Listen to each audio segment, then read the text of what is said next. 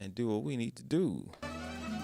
Ladies and gentlemen, what a time to be a tribe, episode 004, I think. I need to check. Today we got a special guest, Isis Petway, licensed therapist here in Arkansas. And it's politics as usual. We chilling, man. We just gonna let some folks come on in here. All right, hey y'all. What y'all been up to, man? I'm too country with this music and shit, man. But did I curse already? Come on. You did. I told you. But that's what's up. You mean your authentic self, hey? I was trying to be good, man. Anyway, how you feel today? I'm good. It's I got some rest and ran my errands, and I'm doing good. I have no complaints. How you? I'm chilling, man. I'm chilling myself, man. I'm just constantly working and messing up my mustache because that's what I do. I saw that you on Clubhouse. Tell me a little bit about what your Clubhouse experience has been like as a licensed therapist. To be honest with you, it's been pretty good. I've ended up connecting with a lot of Black clinicians, and that has been very, very important just in this journey, because it is a very, and if you study the field, it is a very white majority field. So being able to connect with other Black clinicians, which includes psychiatrists, psychologists. So my Clubhouse experience has been dope. I think just with anything, it's what you make it. And so, I cultivate my hallways to be, Yeah. and I hop in and out of rooms, of my choice. But I've been on there since I think December. Yeah. I've hosted a room or two, and for me, it's been good. I think it is definitely a good networking tool.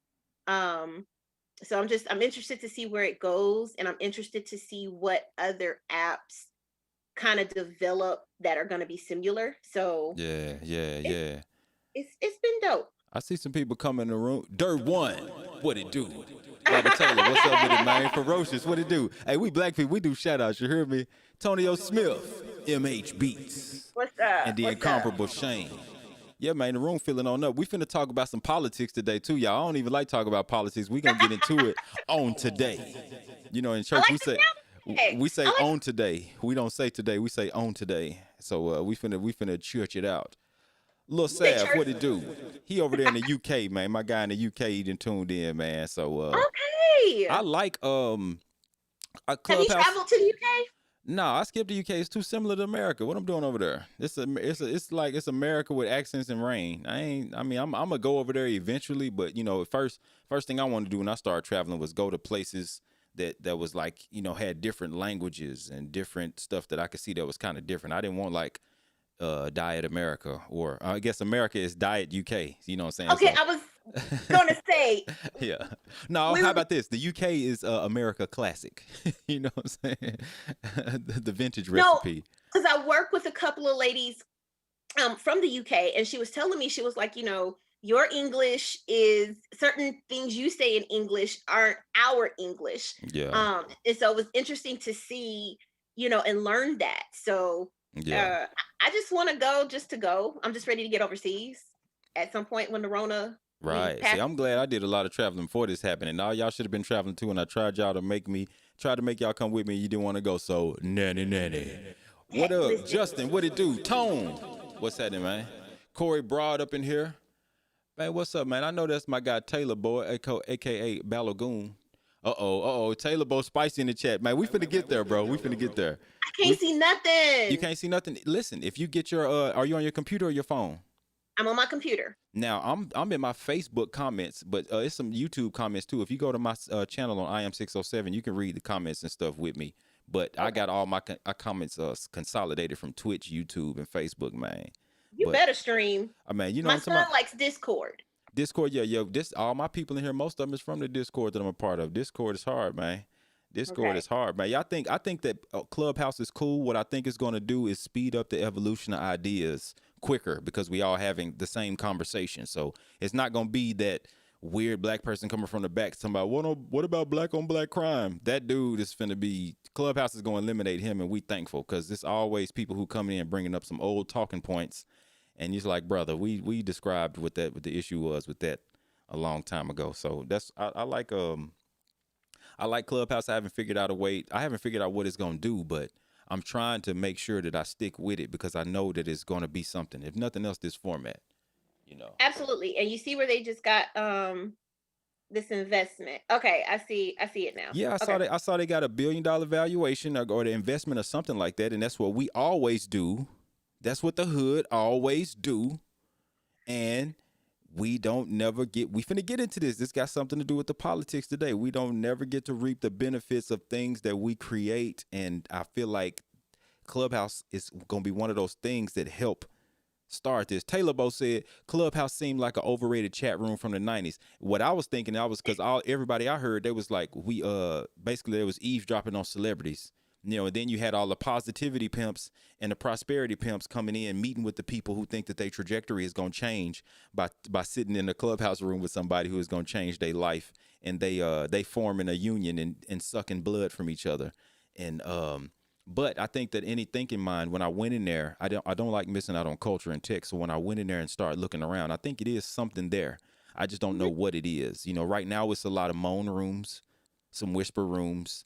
I think it's some bearded story reading. That's a person that we know really likes those rooms. We're not gonna I speak on do. that person. I do. I I don't know. like spirited story times. He's talking about me. And I listen, I'm close to 40. I have no reason to front. Okay. So I do. Matter of fact, bearded story time is at 9:30 tonight. So So we got to be done by then, we gotta be done. because you're going to But get that. Okay. yes, but what I love about it is they just started it on like a whim, and they were just like, "Yo, let's just get together, let people submit stuff." And so you get like this story time. And I mean, for me, I love to read. Y'all see I'm by my bookshelf, and this ain't even half Are them real books? of That's not a backdrop. Them real books. those are real books. This is not even half of my collection. I still got stuff in boxes. Um, and so I just appreciate it because it's black men coming together, and they're just bouncing off of each other as they read. Sometimes they're giving each other encouragement, and so it's just dope. Now you do get the women who get hype, and it's just what it is. So you don't be in there hype.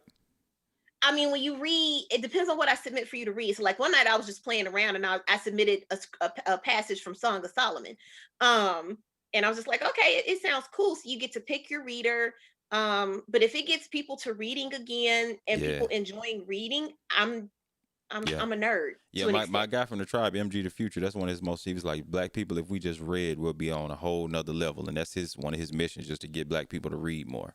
Well, and there's a guy who did start a clubhouse room, and for charity, he's reading the Harry Potter books. Hmm. Because he's raising money for charity, but he's using Clubhouse to get people aware.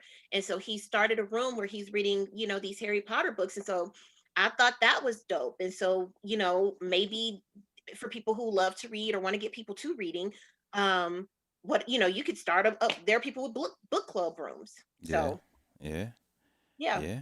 Okay. Well, yeah. we gonna see, man. Your clubhouse is what's up. What's up? Sci-fi in the house. That's me cursing him out. But what it do, sci-fi? Osiris Bali. I'll see. What it do, man? He up in here. So let's get into it, man. Of course, this past week our new president and vice president was inaugurated, and now it's official. It's It official. was a whole lot of reactions, and it was a whole lot of reactions to the reactions. Yes. So let's start with yours. What were you excited about, and what you looking forward to? Okay, so I was excited to see a woman, a black woman, woman of color, black and Asian descent, to take oath. Okay, after I'm sitting here going, a non-white male is putting her hand up and taking office. Now, I did have mixed emotions when she got the nomination, because the one thing that, had kind of been discussed in my circles was we didn't want a black woman, or one, we didn't want a woman to have to come clean up the mess that has been made for the past 4 years. Mm-hmm. But here we are. So I was excited to just be able to be alive, to know that my 88-year-old grandmother is alive, to have seen a black man become president, and then for a woman, a black woman, woman of color, to become president. So I know that, a lot of people don't agree with her politics, and there's a lot of things, but you can't deny in that moment, like that's monumental for this country, a country founded on white land owning wealthy men, for the first time in history is 2021 to have a woman, a black woman and woman of color broke the glass ceiling. Mm, Like, mm, um, you know, rest in peace to Shirley Chisholm. She paved the way long ago. So to even to see what she started and to be in the now, it's just like it's dope. Like, and she's an HBCU graduate, and she's a member of the Divine Nine. So I love the fact that it's brought it's elevated the conversations around HBCUs. Um, and so I'm just hoping that from here, there's more talk of funding and people coming out of this mindset of if you go to a HBCU, it doesn't prepare you for the real world. That's a lie. So I'm happy to see those conversations. So, okay. Howard graduates, AK, like it was just dope to see, just to see this excitement after holding our breath for these past couple of years. Yeah, yeah. To me, inaugurations is like weddings. They a celebration of a decision to do something, but ain't nothing really been done yet. So I don't be getting too hyped. I really anniversaries is more my thing because you celebrating some work that's already been done and the decision to keep doing work. So I was kind of excited, but me, I was kind of I'm kind of side eyeing it too for a second. And me and a lot of other black men, we kind of had we were surprised by some of the reactions and the gushing and stuff like that. And I was the gushing.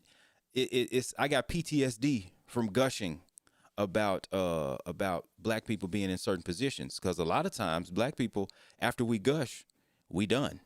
We don't. It's not no accountability. We don't expect anything. We just be super excited for the symbols and for the moment, and then we kind of check out. And then not only we check out, and then we expect people to have our backs and work in our best interests, even though we check out. And I expressed that to some Kid Stress, what it do? Oh, it's shout outs to the whole thing. I expressed that to some partners of mine, and she really wasn't feeling me. She like, hey, let us have our moment. Let us do our thing. Do you feel like black men was trying to steal a moment away from black women or raining on the parade, the celebration parade? Um, I mean, even before she got the nomination, I feel like there was already some backlash. And I'll be very honest. One of the questions, that I asked in my circle was, with this nomination, with them winning, what is the backlash that you think is going to come for Black women, and women of color? Like, I'm already seeing these memes going around where they're boxing in certain presidents and going, here she couldn't vote here, and I'm thinking, we couldn't vote in 1920. We didn't really get to vote till like the 60s. And so I'm already seeing these things where they're excluding certain intersectionalities of her. um so I do think, yes, there are some feelings, that some people did try to take that moment.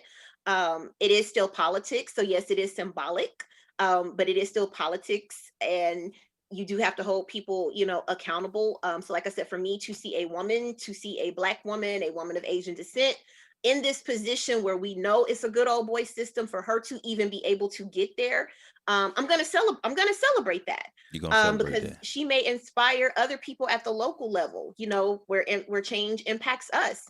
I mean, federally, state and local, but I do think there were some people. It's like, you don't have to be woke all the time. Like, it's okay to take a break. We know there's work to be done. I know I live in a system built on white supremacy, but guess what? I've been holding my breath, and for the past 4 years, it's been fuckery. And I just want to celebrate. I It just was want to have, just give me a little it Black was a joy. little bit of fuckery before them 4 years too. Oh yeah, yeah. I mean, it's America. Uh, It's been fuckery for forever. But give me just a little joy. Okay, for instance, it's like when Bill Clinton won in '92, and Arkansas was hype. mhm. Arkansas was like, it's Arkansas. Like, we got a president in office.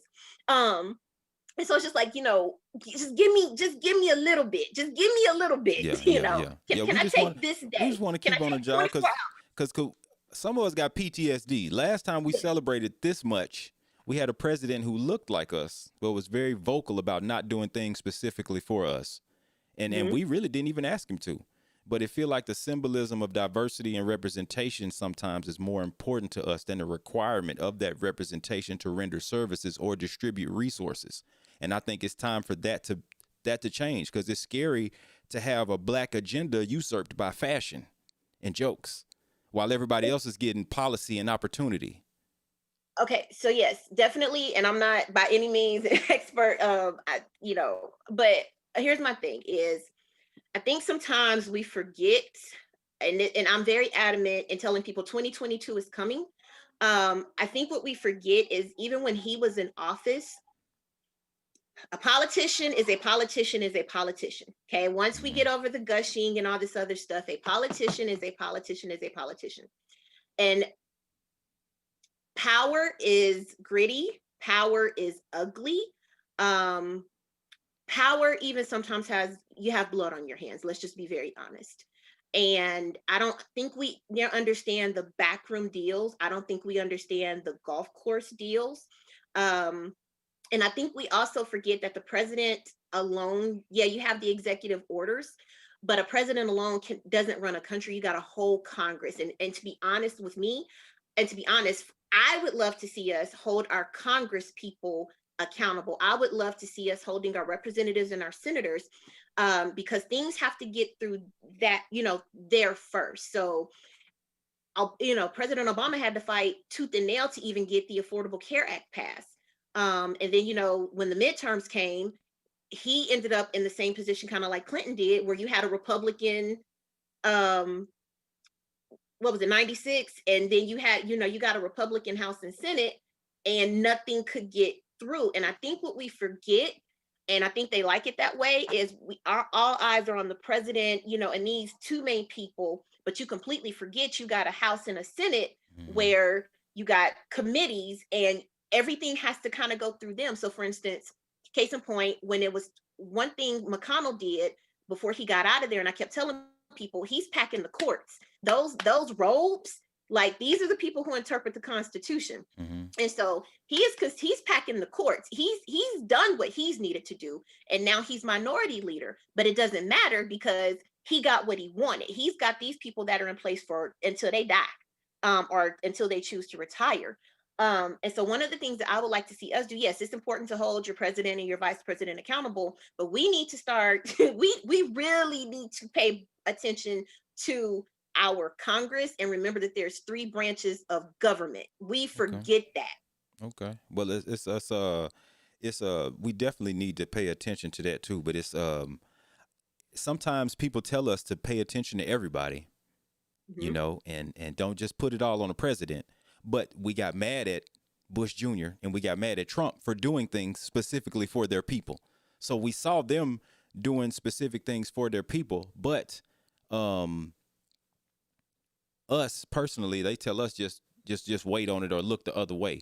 So it's like sometimes I be super frustrated by that because case in point, Biden's first day he signed 17 executive orders, and foundational Black Americans was nowhere in there. Other Hmm. specific groups were. To me, that's a problem. Because look, if you were standing in front of the TV on inauguration day with one of our LGBT sisters or brothers, one of our Hispanic sisters and brothers, and a tree, all y'all might be moving and clapping, but y'all clapping for different reasons. Hmm. You see what I'm saying? Black people, we clapping for fashion and representation. They clapping because the very next day he started moving for them. We playing two different games, and I'm just trying to get black people to start playing the same game at least. Let's at least play the same game to where we're clapping for tangibles. I mean, I'm sure I don't have to, but I could read off the some of the executive order things he had going on, and it's like, and then and then we also get afraid because when Kamala Harris was running for president, she said this. So I'm not going to sit here and say I'm going to do something that's only going to benefit black people. No, because whatever benefits that black family will benefit that community and society as a whole and the country. You see what I'm saying? So we got people telling us to wait on trickle down stuff, but when we have executive orders, it's executive orders for specific groups: Asian Pacific Islanders, LGBT. The benefits that they get, the resources they get, I can't go get that. I don't have to wait in line with a bunch of different folks. I can't pretend to be that. But all our stuff, they put us under minorities and stuff like that, and we have people telling us specifically, and we think that's okay, that they're not gonna do anything specifically for us, and we still gonna show up and vote for them. And Okay.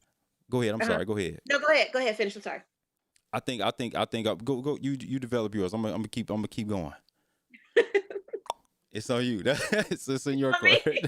That was me hitting the tennis ball. Was that a good tennis? Was that a good tennis sound effect? So,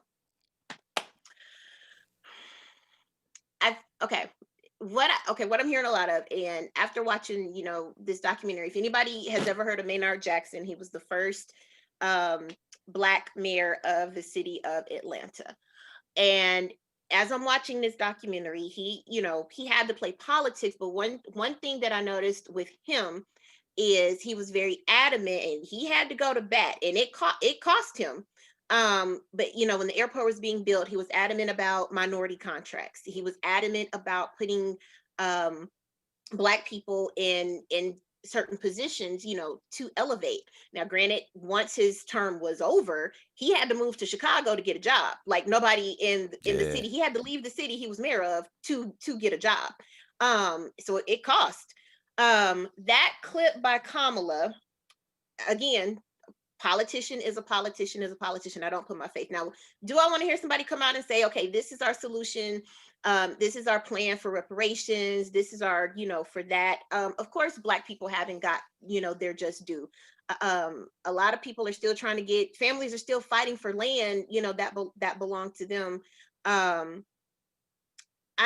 Okay. And then another thing I know that's come up is it's never a Black American that is nominated for office. It's always someone who's has a person who's considered a Black person, so like Obama's father was Kenyan, and then Kamala's father was Jamaican, but of course we know in America you Black. You come here, you're Black. So with that, what is, okay, we've been having this conversation since Booker T. Washington and Du Bois. What does it look like for Black America to get their just due?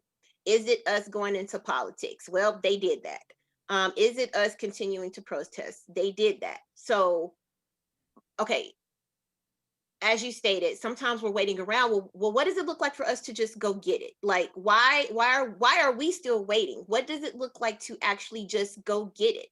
And I think the thing that happens with us is we have so many plans. We have so many plans, and then people get burnt out, or they're just like, okay, we have all these plans, but there's no action steps, or there's nothing tangible. So what does it look like to get it? Okay, like, are we talking close the wealth gap? Are we talking more positions? Because of course people are going to be like, racism's dead. You've had a Black president. Now there's a Black woman, Asian woman in office. No, racism isn't dead. If anything, there's going to be backlash. But I'll be honest with you, Adrian, what does that's something I've been trying to figure out. What does it look like? We could keep it simple. Yeah. We could keep it simple. Any type of bill or order or ordinance or whatever you got, or law or policy that you have Asian or Pacific Islander on, or Hispanic, take that word out, put Black right there, and give it to us. Period. We're not asking for nothing extra. We don't even have to ask for nothing outlandish. I don't want rainbows and clouds and the sun and the moon in half of America. If you do specific things for other people, don't cringe up when I ask for things specifically for me and my people. That's all I'm saying. And right now, this is what I do know. I'm not going to like every single president. Correct. I'm not going to like every single politician. But we should be able to hold them accountable. After Inauguration Day, and this is the problem I was having. A lot of those people who were so happy and was crying when Biden got in office, and when the HBCU graduate got in office, they had no idea about those 17 executive orders the next day. They are done. They want to go to work and drink beer on the weekend and show up in another 4 years while everybody else is on the ground doing the work, trying to make things happen. And then they so whimsical, they vote any kind of way. You see what I'm saying? Like, or say something like this. They say we Black people are the most affected by COVID-19. Then put some more on the stimulus for us then, since we the most affected. It's a little simple stuff. It don't have to be nothing complicated. So tell me this, like Joe Biden said that if you don't vote for him, you ain't black. Now it wasn't because he was offering black people nothing specifically. So me personally, I think the only thing that will make him say that is because he feel entitled to our vote. He was like, you didn't ask your boy for nothing, so I know you don't asking me for nothing. My presence is reparations. You see what I'm saying? There was a collard green caucus in Augusta, Georgia, December the 30th, 2020. It gave 400 families collard greens, black eyed peas, and cornbread to encourage early voting. There was a campaign earlier last year, I think you saw it, set up with some strippers in it, encouraging black people to go to the polls. You see what I'm saying? If we gush about fashion and we don't follow policy, do we deserve that kind of pandering and marketing if that's all we're asking for? That's the thing is are we even asking at this? Are we even asking anymore? Are we are we still in just in survival mode? Let's be honest. A lot of us are just in survival mode. Now, I will say, I was not happy with the choices. I was like, here we go again. We got two older white men to choose from. But I was like, I know I don't want. Here's the thing with 45, because I don't say his name. The thing with 45 is he was out front with his ish. Let's just be honest. Yeah. If he didn't like you, he said he didn't like you. And but he was no politician. Like, you had half the world that was like, you know what, we don't even want to play with America no more. So like, y'all can keep y'all stuff over there. And it impacted a lot of industries, withdrawing from WHO in the middle of a pandemic. It was too much. It was too much. And now the thing that is really infuriating is to know there was no plan. Like, this administration has found out they've got to build from scratch, like, as far as more PPE, vaccines, how that's going to be distributed. They found out there was no plan. And so we're already at like 150, and they've got to start from the ground up. But just to kind of get back to Biden, like I said, I wasn't necessarily happy with the choices.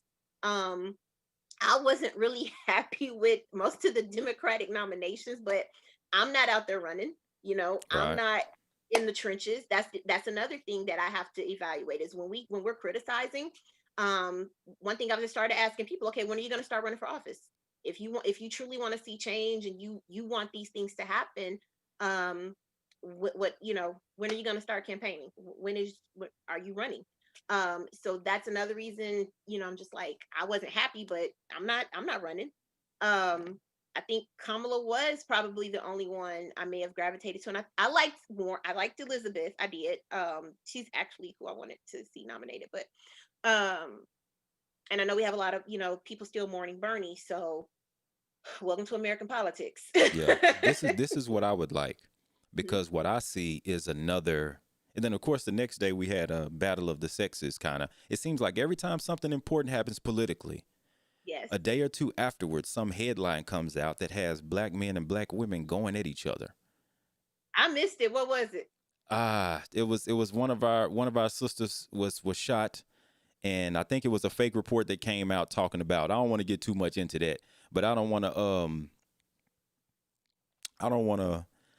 get too deep into that, but we were just at odds about it, as far as, it was a chicken or egg type thing, because we don't know who to blame. We don't know if the report is real or nothing. Andy B. Conrad, what it do? So hold up for a second. Andy B. Conrad said, 6, I love you, bro, but this girl spitting so many words. You look so confused and kind of bummed out right now. What I look confused about, Andy? Let me know in the chat. He's good. What I look confused about? Let me know. Let me know. If you can't keep up with the words, don't put that on me, brother. But I would like to see, me personally, I told you before, and I say it live on this broadcast, I think it's time for women to run stuff. We done had enough men and drop the ball. We make everything weird. It's just not, the world is not fun with men running it. We need different stuff going on. But I would love to get behind and continue to support some of our strongest black women. I just want to see us stop fighting. We're not trying to rain on y'all parade. Celebrate the HBCUs, celebrate the sorority ties, celebrate the symbolism. When we get done, I wish we could come together and figure out a way to hold these people accountable, because that's what will make me, I might come to the celebration if I knew the next day that's what we was doing. I'm paranoid. I'm on pins and needles because I'm like, the last time we celebrated this much, we didn't do anything. We didn't do nothing. Like we gushed to, oh, look, he's such a good speaker. Look at him. He got so much swag. Like, that's weird. Oh, look, him got a haircut. Him so cute. That's weird. This is politics. It's business. We got to cut that out when it's business. It's not our nephew who just got a haircut and he going to church with his vest on and his Easter suit. This is a politician now. At some point, we have to turn the fashion and the sex appeal off. And I think if we could come together and hold these people accountable, I'm with it. If I knew that was coming, I would be a little bit less edgy about and less cringy about the gushing. And so that's what I want to see. That's what I want to see. Absolutely. I think okay, like I give people a pass with President Obama's first term. And the reason I kind of give people a pass is, for the first time in the history, and I was pregnant with my kid at the time. I was pregnant with my son. So I'm carrying a Black boy, and I am watching, November 3rd or 4th, 2008, I am watching, this country elect a Black president for the very first time ever. So I kind of give people a pass because it was like surreal. Like, it's a Black man in the highest seat in the, like, is this for real? It was kind of like, okay. And to be honest, one thing I hear from a lot of Black people is literally you held your breath because so many people were scared that something was going to happen to him. Yeah. I remember during the parade, after the inauguration, and he got out of the car, like literally I held my breath because I was like, get back in the car, like get back in the car.